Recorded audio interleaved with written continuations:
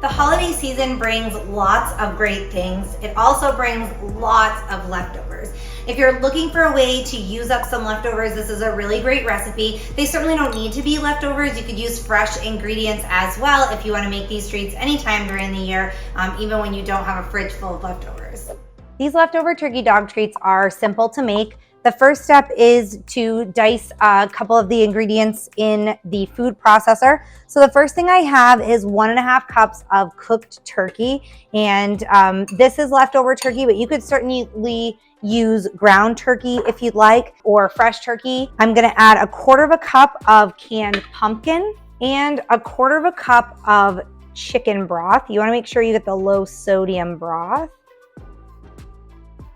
And now I'm just gonna pulse that in the food processor until there's no more large chunks of turkey in there.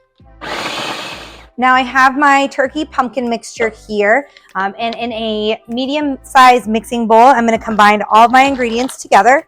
So first I'm gonna add 2 cups of coconut flour. I'm gonna scrape in my turkey pumpkin chicken broth mixture here. I have 1 egg, and I have 1/4 cup of dried cranberries. You wanna make sure you get the non-sweetened cranberries.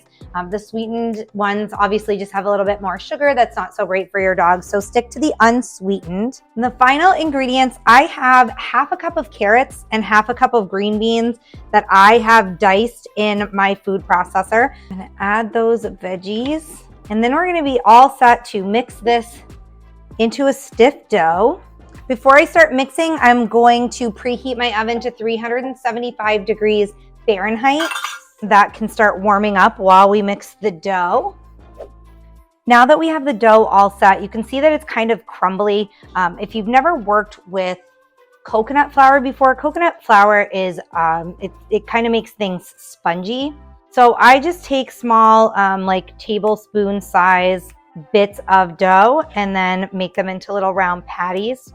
Place them on a parchment paper lined cookie sheet. And again, you're preheating your oven to 375. You're gonna bake these cookies for 30 minutes once you have them all set on your parchment paper. If you'd like the nutritional guidelines for these cookies, you can click the link below the video. I have all the information there, how many calories are in each cookie, carbohydrates, sugars, all of that stuff, protein is in there. So just click the link below. That'll take you to all that nutritional information as well as the written recipe. You can easily print it out and keep it in your recipe repertoire. Keep in mind that the bigger you make the cookies, the more calories they're going to have, the smaller, the less calories. So if you want little training treats, you can make them like that, you know, and then obviously like I have bigger dogs. We have 2 medium-sized dogs, and then I have a large breed of chocolate lab. So I usually make fairly big treats, but if you'd like to make smaller ones, you certainly can. That's the great thing about homemade treats. You can cater them to your dog's needs. Once you have them all on your cookie sheet, you'll pop them in the oven, cook them for 30 minutes, and once they're cooled, you can feed them to your dog. If you have any other questions, feel free to email me. Thanks for watching this recipe guide.